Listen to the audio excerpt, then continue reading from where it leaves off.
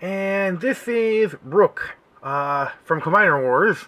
He came with a card and a comic and a little accessory, but if you can see right there, it looks like that. This is paint, that's paint.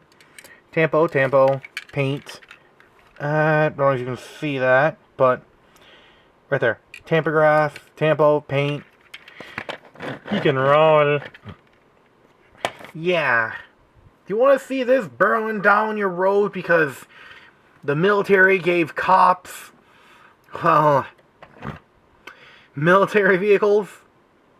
I sure as fuck don't. They're just gonna barrel through my truck then say that I was in their way. Anyway, yeah. General, yeah.